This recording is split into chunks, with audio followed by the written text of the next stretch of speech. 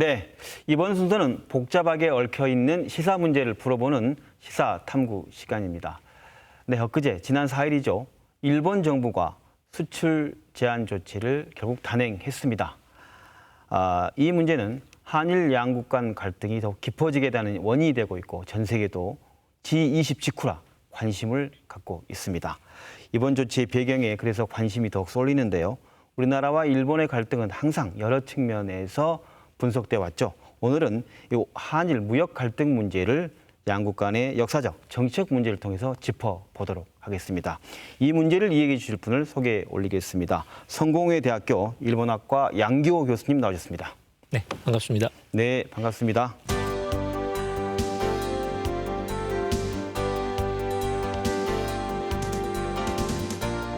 먼저 이런 걸 여쭈고 싶습니다. 우리가 일반적으로 수입 제한 조치는 들어봤어요. 우리가 뭐 양파 농가나 마늘 농가가 힘들어지면 수입을 제한해서 자국 내 산업을 보호하겠다. 근데 수출을 제한한 건 별로 안 들어봤는데 이번에 일본의 수출 제한 조치가 무엇인지 좀 설명해 주신다면 어떤 겁니까? 그러니까 이제 사실 좀 이게 일본의 좀 억지 주장인데 네. 그 이제 백색 화이트 국가라는 게 있거든요. 백색 국가. 그러니까 우방국들. 에 대해서 안보상으로도 검증된 국가들입니다. 그게 네. 이제 27개 나라가 있는데 그 중에 하나가 한국입니다. 거기에 대해서 이제 군사 전용으로 쓰일 수 있는 반도체용 중요 부품들이 있습니다. 네. 거기에 이제 그 부품들을 지금까지는 무제한으로 이렇게 수출을 해왔었는데 네. 지금은 한국이 안보상의 이유로 이건 상당히 저는 제가 보기 잘 납득이 안 가는데 안보상의 이유란 말은 예. 일본 입장에서는 한국이 예. 안보에 위협을 주는 국가라는 그런 뜻이 되는 겁니까? 안보상의 이유란. 사실 그걸 설명을 잘 들여다보면 네. 한국에서 수출할 경우에 네. 그 수출했던 부품이 다시 북한으로 넘어갈 수도 있다라는 것을 염두에 두는 겁니다. 그게 이제 일본이 표면상으로 내세우는 안보상의 이유인데 별로 해당 사항은 거의 없습니다. 뭐 북한에서 반도체 생산하는 것도 아니고요. 네. 그런데 이제 그걸 빌미로 해가지고 지금 가장 중요한 이 반도체하고 디스플레이를 만드는 그 부품, 핵심 부품을 3개를 수출 규제를 하겠다라는 겁니다. 뭐죠? 그게 부분이? 이제 예. 그게 이제 이게 디스플레이를 만들 필요한 플루이드 플루미드라는 게 있습니다. 그다음에 또 하나 이제 이게 그 감광제라고 그러는데 그걸 이제 리지스트라고 그러거든요. 그다음에 이제 이 그 반도체 회로판을 깨끗하게 세정하는 세정액이 이제 에칭가스가 있습니다. 에칭가스. 네, 예. 이 3개가 이제 반도체를 만드는데 가장 핵심 부품입니다. 그런데 우리나라가 이제 1년에 거의 뭐 500억 달러, 우리나라 전체 수출의 거의 20%를 차지하니까요. 그러니까 우리로서는 상당히 지금 아픈 대목을 일본이 급수를 찔렀다. 라는 점에서는 상당히 이건 조금 뭐랄까 굉장히 좀 심각한 문제가 될 수도 있습니다. 예. 근데 그 이번 제재에 대한 대응으로 우리 정부는 WTO에 제소를 하겠다고 하는데 예. 이게 좀 일본의 조치가 국제법상 위반이라고 보십니까? 어떻습니까? 분명히 국제법상 위반입니다. 이제 그 가트 말하자면 무역 관세에 대한 협정이 있는데 거기 11조에 걸립니다. 그러니까 특정 물품을 이 공급을 중단한다든지 네. 수출을 시간을 걸리게 해가지고 말하자면 연장시킨다든지 네. 아니 물품을 한정시켜 숫자를 한정시킨다든지 이런 것들은 전부 다 사실은 이제 무역 규제에 해당하거든요. 그래서 이제 가트 11조에 걸립니다. 이것은 이제 제가 보기에는 100% 걸리기는 걸린 문제인데 일본은 이제 표면상으로는 안보상의 이유를 대고 있거든요. 네. 그런데 물론 이제 그건 WTO에서 제소를 해가지고 판결을 받아봐야 됩니다. 그런데 문제는 뭐냐면 이게 판결이 날 때까지 최소 1년에서 또는 일본이 불복하게 되면 재심 가게 되면 2년씩 걸립니다. 근데 그럴 경우에 우리는 지금 재고가 3개월밖에 없거든요. 근데 그런 점에 상당히 이제 우리는 좀 상당히 이게 고통을 받을 수밖에 없습니다. 그래서 이 문제는 어떻게든 정치적인 타협으로 해결도 해야 되고 또는 이제 한일 간의 어떤 대화를 통해서 문제를 풀어나가야 됩니다. 교수님께서 뭐 통상 분야, 산업 분야의 전문가는 아니시지만 지금 결국 이제 그럼 상대방이 딱 집은 건 상대방에 타격을 주기 위한 걸 집었다. 우리 전자. 맞습니다. 네. 그런데 이게 한국 경제에 큰 타격이 될 거라 우려하는 보도가 많은데 정말 우리 경제에 큰 타격이 될까요? 어떻게 보십니까? 이게 장기화되면 이 타격을 입을 수밖에 없습니다. 지금 전체 수출의 20%를 차지하기 때문에 네. 그리고 여기는 이제 반드시 3개월치 재고는 있는데 네. 그 다음부터는 재고가 부족하게 되면 이것은 이제 생산이 일시적으로 가동이 중단될 수도 있습니다. 그런 점에서는 문제를 풀어나가야 되고요. 네. 저는 이제 이 문제는 어느 정도에서 접점을 찾을 수 있다고 보는데 지금 예를 들면 이제 일본 내에서도 지금 우려가 나오고 있거든요. 그러니까 우리나라 전경련에 해당하는 경단련에서도 또는 일본 경제 동호회 같은 데서도 일본 기업들이 직접 피해를 받는 겁니다. 사실 일본으로 봐서는 수출국 가운데에서 한국이 제일 노른자입니다.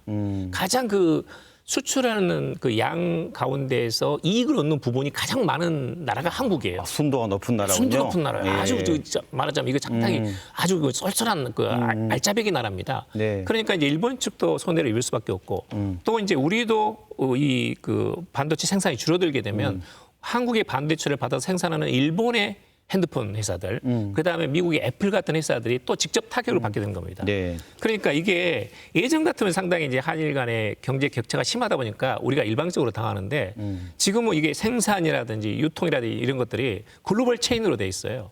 더구나 이제 미국 쪽도 유럽 쪽도 많이 한국의 삼성에 의존하고 있거든요. 네. 근데 그러다 보니까 이것은 벌써 일본 내에서도 목소리가 나오고 있고 네. 예를 들면 일본 언론 아사히 신문이라든지 또는 일본 경제신문 같은 데서도 도쿄신문 같은 당장 데는, 도쿄신문도 그렇고 당장 지금 그 보복 조치를 철회하라고 이렇게 지금 사설에 쓰고 있거든요. 네, 그런 점에서는 아마 일본 정부 자체가 지금 너무 무리수를 뒀고 강수를 뒀고 저는 어떤 면에서는 이게 참 그 아베 외교의 크다는 오점입니다. 결국 이런 문제를 얘기하다 보면 결국 일본 내의 기업인들도 반대하고 있고 대개는 뭐 양파 농가나 우리 농민들이 반대하면 국내 산업에 타격을 입기 때문에 그래서 정부가 나서서 WTO에 이런 경우는 수입 제한해달라 이런 경우가 많았던 것 같은데 지금 오히려 일본 기업인도 반대하고 우리 국내 기업 자유무역에 해를 끼치는 구조인데 결국 그렇다면 아베는 왜? 속셈은 뭐냐면 네. 작년 10월 말에 있었던 강제징용 대법원 판결이 있지 않았습니까? 아. 그래서 이제 거기에 대해서 피해자에 대해서 1인당 1억 원씩을 지불하라고 이렇게 대법원 판결이 최종적으로 났습니다. 그런데 일본 측의 주장은 뭐냐면 1965년에 한일 청구권 협정으로 최종적으로 완전하게 끝났다는 것인데 한국이 왜 약속을 어기고 대법원에서 이런 판결을 내렸느냐? 이것은 국제법적인 폭거다 이런 이제 그 얼토당토하는 말을 하는 거예요. 네. 그래서 이제 여기에 대해서 한국 정부가 한일 양국 정부가 65년에 청구권 협정에 체결한 당사자니까 한국 정부가 국내 사항으로 하고 입법 조치를 통해 가지고 돈을 피해자들에게 보상을 해라. 일본 기업은 할 수 없다라는 것이 이제 일본 측의 주장입니다.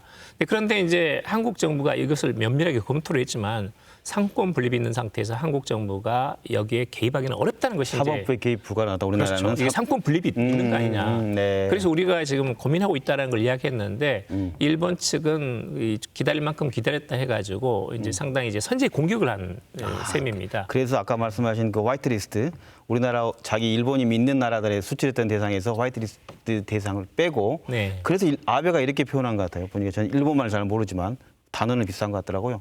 약속 후 그러대요. 예. 약속을 어긴 나라에 대해서는 우대 조치를 할 수 없다. 그게 지금 약속이 지금 강제징용 조치를 강제징용 1965년의 청구권 협정입니다. 네. 청구권 협정에서는 한일 양국이 최종적으로 완전하게 끝났다는 것을 약속을 했는데 네. 그 뒤로도 이제 그때는 이제 말하자면 국가가 일방적으로 돈을 받아가지고 예를 들면 이제 여러 가지 뭐 그 우리나라 산업 기반을 만드는 데 썼죠. 네. 지하철 1호선도 그렇고 경부 고속도로도 그렇고 그런데 개인 피해 보상을 안 했다고 보는 겁니다. 근데 네. 사실은 했는데 네. 그런데 이제 대법원 판결은 이 그 강제징용 피해자에 대해 정신적 위자료를 지급하라는 거거든요.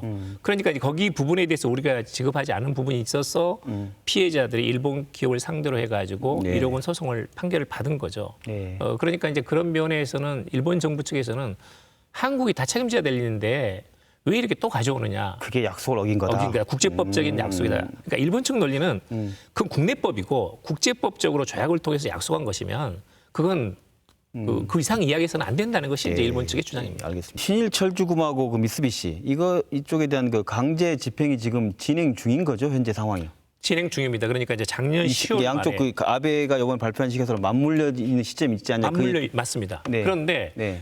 지금 이제 그게 금년 5월 1일 날 이제 온고단에서 피해자들이 이 기업들이 돈을 내라고 세 번이나 가서 찾아가서 일본 도쿄에 본사 가서 이야기를 했거든요. 네. 그런데 일본 제철이나 미쓰비 중공이라 꿈쩍을 안 합니다. 한 푼도 못 주겠다는 거예요. 그리고 문전 박대했습니다.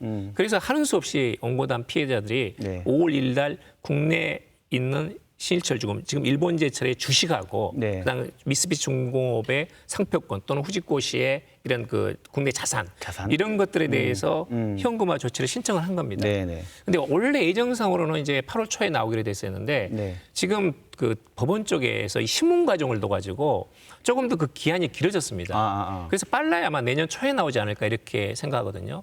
그러니까 일본 정부가 이렇게 빨리 할 필요가 없습니다. 그리고 우선 리스트가 100개 정도 있다고 그러면 한국을 어떤 뭐 압박하는 이 리스트가 100개 정도 일본이 가지고 있거든요. 그걸 지난 봄부터 해왔는데 그 중에서 강도가 상당히 센 것들입니다. 그리고 시기적으로도 굳이 현금화도 하지 않았는데 아무것도 하지 않았는데 선제적으로 이렇게 강도 높은 이런 한국을 규제하는 이 압박 수단을 동원한 겁니다. 이건 상식적으로도 이야기가 안 되고 제가 보기로는 참 일본 그 아베 측에서 나쁜 게 이거 참은 선거 놔두고 이걸 압박을 해가지고 국내 보수층을 결집시키면서 동원을 지지력을 유도해내려는 아주 나쁜 술수이가 됐다. 급하지도 않은데 네. 말씀하신 아무것도 하지 정치적 않았습니다. 노림수일 거다 네. 이렇게 보신다는 말씀인데요. 아무것도 강제적으로 자산을 압류한 건 지금 아무것도 없습니다. 내년 1월 뒤에 아마 개시될 거다고 보는 겁니다. 그런데 지금 와가지고 선제적으로 이렇게 하는 것은 일종의 그래서 오죽하면 미국의 월스트리트 저널에서 이것은 진주만 공소가 똑같다. 이렇게까지 비판했습니다. 네. 그 우리 광주 출신의 이춘식 씨 같은 경우 포함해서 개별적으로 개별 정권이 살아 있다고 했으니까 어느 정도 좀 보상을 받을 수 있고 지금 전체적으로 해야 될 규모가 얼마이길래 이 문제가 되는지 말씀해 주신다면요. 어떻습니까? 지금 이제 대법원까지 가가지고 계류된 게 1심, 2심, 3심 다 포함해서요. 대법원, 지방법원, 고등법원 한 900명 정도, 14건 정도 있습니다. 14건 900명. 네, 그래서 이제 한 2건 정도가 결론이 났고, 네. 그래서 이제 일본 제철에 이제 이춘식 씨가 이제 온고단이 돼가지고 승소를 한 겁니다. 그리고 이제 미쓰비시 중공업 측은 이제 미쓰비시가 후지코시가 있습니다. 후지코시에서도 지금 승소를 했습니다. 그래서 이 부분이 전체적으로 토탈 금액을 합치면 지금 그 결론이 난 2건이 약 57억 원 정도 됩니다. 그리고 이제 피해자 개인당 약간 보상액의 차이는 있는데 8천만 원에서 1억 한 2천만 원 정도, 1억 원 1억 원 정도. 내외 정도 됩니다. 그래서 이제 그러면 우선 당장 그 차압이라고 하는데 현금화 자산을 매각해 가지고 처분하는 그 돈은 지금 한 17억 4천만 원 정도 됩니다. 그러니까 내년 이제 그 초가 되면 아마 그거 결정되면 이제 18억 원 정도에 대해서 현금화를 할 수 있습니다. 근데 일본이 이제 그것은 안 된다고 있거든요. 절대 안 된다. 일본 기업이 실제로 손해를 받게 되는 일은 절대 용납할 수 없다는 것이 이제 일본 측의 주장입니다. 그런데 한국 정부가 우리가 6월 19일 날 이제 한국 외교부에서 제안하지 않았습니까? 그렇죠. 그건 뭐냐면 이제 한국과 일본이 기업들이 공동으로 모금을 해가지고 피해자들한테 보상하는 건데 양쪽 기업이 그렇습니다. 이 돈을 내자 이렇게 예. 제안을 했죠. 우리나라 정부가. 이건 한국 정부가 할 수 있는 최대치를 한 거예요. 합리적인 걸 제시한 합리적인 거죠. 일본 네. 측도 수용할 수 있는 건 아니고 그때 그 제안할 때 우리 운동하신 분들은 반대하고 왜 정부가 그랬냐 우리 정부에 대한 불만을 나타냈어요. 맞습니다. 네. 맞습니다. 더구나 지금 일본 측에서 이렇게 강하게 이렇게 무리한 도대체 가해자 피해자가 누군지 모를 정도로 이렇게 좋지 않은 이런 수단을 쓰고 있으니까 지금 굉장히 그 온구단에서 피해자들이 화가 많이 난 상태고. 그래서 일본 정부가 지금 우리 정부안을 거부하면서 예. 양쪽 기업의 하자는 걸 거부하면서 제3국이 참여하는 중재위원회를 둬가지고 거기에서 중재위원을 설치하자. 이거 일본의 어떤 뜻입니까 이건? 중재위원회는 사실은 요즘은 잘 쓰지 않는 제도입니다. 요즘은 WTO도 있고 네. 그다음에 국제사법재판소도 있고 그래가지고 거의 쓰지는 않습니다. 네. 1965년에 만들어진 제도가 중재위원회 제도인데 청구권협정에서 1조, 2조 넘어가지고 3조가 되게 되면 3조 1항이 만약에 청구권협정을 둘러싼 해석상의 분쟁이 있을 경우에는 외교고 당국국 간 협상을 한다. 안 되면 3조 2항에 중재위원회를 간다라는 것입니다. 그런데 중재위원회는 한국에서 1명, 일본에서 1명, 그다음에 한국, 일본이 동의하는 제3의 제3국의 변호사 1명 이렇게 3명으로 구성이 되는 겁니다. 그래서 이제 중재위원회에서 결정을 내리게 되면 이것은 한국말이 맞다. 그러면 일본 기업들은 배상을 해야 되고 그다음에 일본말이 맞다. 그러면 한국 정부가 피해자들에게 배상을 해야 되는 거죠. 그렇게 사법적인 결론이 나오는 겁니다. 그런데 저는 이제 이 중재위원회가 상당히 문제가 많다라고 보는 게 1965년 청구권협정 맺어질 당시에서는 사실은 우리가 약했습니다. 당시 한국과 일본의 국력 경제력 차이가 100대 1 정도 됐어요. 엄청난 차이였거든요. 그럼에도 불구하고 이제 겨우 그때는 협상을 나름대로 이제 노력을 했는데 그때는 어떤 시기였냐면 1910년 한일 강제병합이 우리는 처음부터 불법이었다고 본 것이고 일본 측은 당시는 합법이었다고 본 것입니다. 그래서 이제 각자 이걸 체결하고 나서 돌아가 가지고 국내적인 설명을 어떻게 하냐면 우리는 불법이고 이 돈은 보상 얘기를 한 거고 일본 측은 합법이었고 이건 경제 협력이라고 본 겁니다. 그러니까 문제는 뭐냐면 중재위원회를 구성해 가지고 중재위원회는 지금까지 한 번도 구성된 적이 없습니다. 그러면 어떤 걸 대상으로 할지, 어떻게 결정을 할지, 제3국으로 어떻게 위원을 초청을 할지, 아니면 어떤 시기까지를 이 결론을 낼지, 이것들을 전부 다 한일 양국이 합의를 해야 됩니다. 그런데 문제는 뭐냐면 당시는 1910년에 대한 해석이 달랐습니다.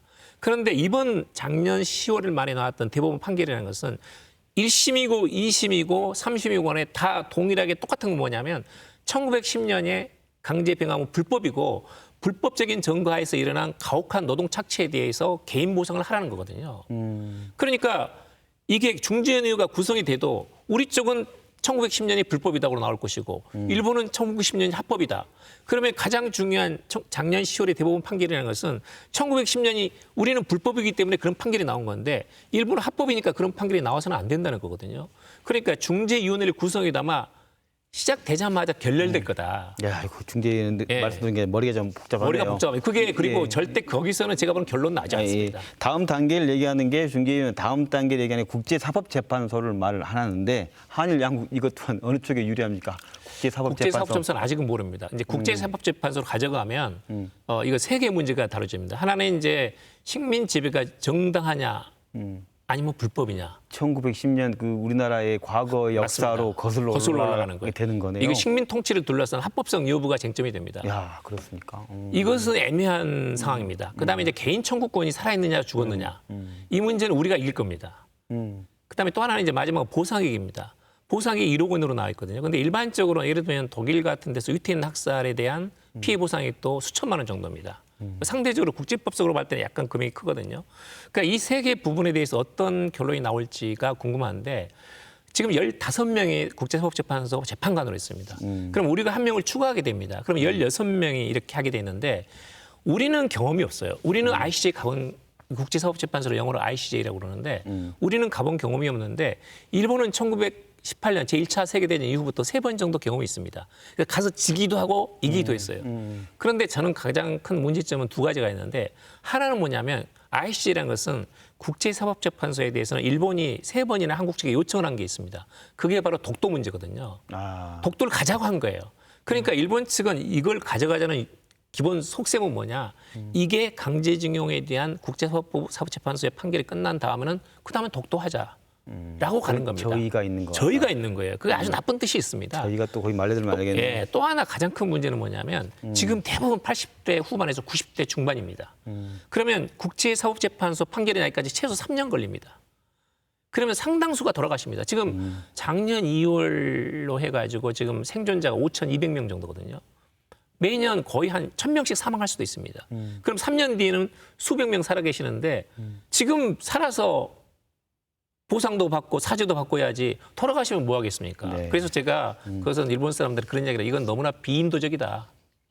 제가 그런 이야기를 합니다. 네, 지금 경제 문제 얘기하고 수출 제한 조치에 대해서 그리고 강제징용까지 얘기해 봤습니다. 그렇다고 한다면 교수님께서는 여기서 궁금하게 시청자들이 궁금해하는 일본의 정말 저희 이 모든 상황에 대한 뜻이 무엇 때문인지 한일 간의 갈등은 일본이 어떤 이익을 위해서 지금 이런 일들을 하고 있는지를 좀 분석해 주셨으면 좋겠습니다. 아베 수상이 항상 입에 달고 있는 게 있어요. 네. 정상국가라는 거거든요. 정상국가. 정상이라는 것은 지금까지 일본이라는 비정상이다. 그러니까 일본처럼 국력을 가진 나라가 미군들이 평화헌법 만들어가지고 군사력도 제대로 행사하지 못하게 하고 다른 나라도 침략할 수 없게 만들었거든요. 일본의 평화헌법이라는 것은 남이 나를 공격해야만 내가 공격할 수 있습니다. 수비용입니다, 말하자면. 네. 그런데 그런 헌법 자체라는 것은 미국이나 영국이나 프랑스는 없는 겁니다. 그게 절름발이 국가로 보는 거예요. 그런데다가 전전에 그게 하나 있고 또 하나는 이제 일본은 항상 그 전범 국가, 가해자라는 게 있습니다. 그러니까 북한이나 한국이나 중국이나 동남아에서 항상 비난받거든요. 근데 이런 비정상 상태에서 탈피하고 싶다. 그러니까 나까지는 사죄하게 만들지만 내 자식들이 또 잘못했습니다. 한국인들, 중국인들, 북한 사람들, 동남아 사람들 만나가지고 과거사에 대해서 반성 사죄합니다. 라는 것은 말하게 하지 않겠다는 것이 아베의 생각이에요. 근데 역사는 그렇게 되는 게 아니잖아요. 역사의 기운을 살려가지고 두 번 다시 재발하지 않도록 해야 되는 거 아닙니까? 근데 그러다 보니까 뭐냐면 지금까지 한국이 피해자고 일본이 가해자였던 역사 문제를 국제법으로 가져가는 겁니다. 거기서 구도를 바꿔버리는 거예요. 그러면 약속을 지키지 않는, 국제법을 지키지 않는, 청구권 협정 약속을 지키지 않는 한국, 그리고 국제법을 준수하면서 정정당당한 일본, 말하자면 역사상의 가해자 피해자가 국제법상의 피해자 가해자로 뒤집히는 겁니다. 그 구도를 만들려는 게 아베의 속셈이에요. 그게 정상 국가를 그러니까 길이다. 그게 잘못된 정상 국가인데 아베가 꿈꾸고 있는 헌법 개정 정상 국가라는 것은 그런 것이고 과거사의 짐 머릿속에 느끼고 있는 부담 이거 털어버리겠다라는 그게 잘못된 생각입니다. 역사가 어떻게 지워집니까? 역사의 교훈이라는 것이 있고 그걸 살려가지고 두 번 다시 전쟁도 식민지도 없고 평화롭게 살자는 것이 지금까지 교훈이고 그래서 평화법을 만든 것이고 그런 그 생각을 갖고 있더라도 양쪽의 국민들 좋은 국민들 뜻이 있는 선한 국민들이 많아지고 그런 게 문제의 해법이 될 것 같은데 이 문제를 어떻게 해결해 가는 게 좀 답이라고 생각하십니까? 저는 미래의 세대는 굉장히 밝아요. 네. 그러니까 우리가 지금 한 750만 명이 작년에 일본 방문했거든요. 근데 일본에서 한 300만 명 한국을 방문했습니다.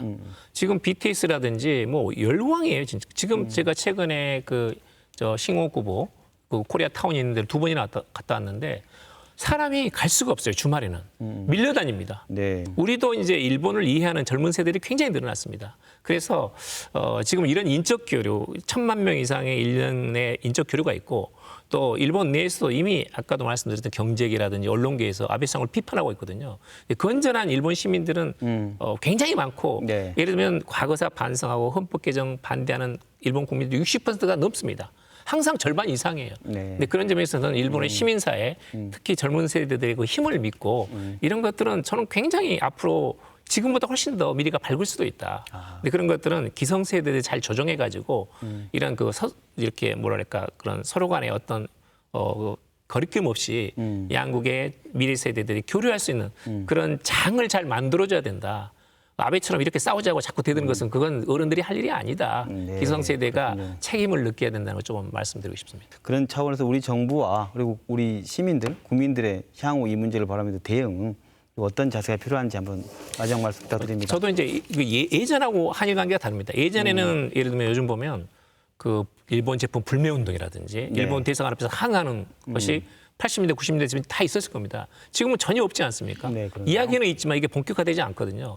그런 면에서는 우리 국민이 상당히 성숙했다고 보고 이제는 이제 우리가 자신감도 있고 그리고 경제적으로 역경이 있어도 지금까지 잘 넘겨왔고 앞으로 극복할 수 있습니다. 오히려 저는 좋은 전화 이복의 계기라고 보고 있고 그런 점에서는 조금 객관적인 냉정하게 이 상황을 주시를 하면서 이런 그 상황이 앞으로 타결되는 또는 이걸 해결해내는 그 과정에 대해서 뒤에서 좀 지지하는 그런 모습을 조금 기대하고 싶습니다. 네, 일본이 말하는 수출 규제. 그 수출 규제는 즉 어떤 일본 내 자국 내 산업이 심대한 영향을 미친다거나 아니면 우리가 일본의 국가 안보에 위협이 대상이 되는 WTO가 추구해온 자유무역을 침해하는 이런 상황일 때만이 국제사회의 지지를 얻게 될 것입니다. 그런데 오늘 말씀을 들어보면 지금 아베 일본 총리가 말하는 약속을 지키지 않은 나라와 어떤 우대 조치를 할 수 없다는 말은 상대국인 우리는 물론 전 세계 국민들 그리고 뜻 있는 일본 사람들에게도 납득하기 힘든 명백한 경제 보복으로 비춰지고 있는 것 같습니다. 더군다나 이 형태가 선거를 앞둔 정치적인 행위라면 과거 일본이 군국주의 시대에 대동아 공영권을 외치며 일본 국민들을 군중들을 하나의 도구로 이용했던 그때와 무엇이 다른지 궁금합니다. 우리 역시 한일 관계의 약한 고리를 흔들어 국민을 그 길 혐일의 구도로 내세우며 자신들의 정치적 이익만 취했던 사람이 누구인지 이 기회에 다시 되돌아볼 수 있는 시간이 되지 않을까 싶습니다.